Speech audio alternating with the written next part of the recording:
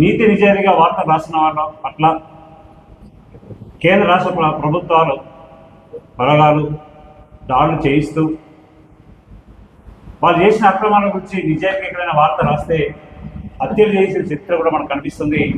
అలాంటి దాడులు జరగకుండా ఉండాలంటే దేశవ్యాప్తంగా మనం ఐక్యంగా ఉండి ఈ ప్రభుత్వాలను నిలదీయాల్సిన బాధ్యత ఉందన్న ఆలోచన విధానంతో మరి డిజిటల్ మీడియా సంఘాన్ని మనం ఏర్పాటు చేసుకొని మిత్రుల దగ్గరికి వెళ్ళడం జరుగుతుంది. భవిష్యత్తులో జరిగే కార్యక్రమం అన్నిటి కూడా జర్నలిస్ట్ అంతా కూడా మనం డిజిటల్ మీడియా జర్నలిస్ట్ అంతా కూడా సహకరించి మన హక్కులను సాధించుకోవడానికి అందరూ కలిసికట్టుగా ముందుకు రావాలనేది ఈ సందర్భంగా తెలియజేస్తుంది.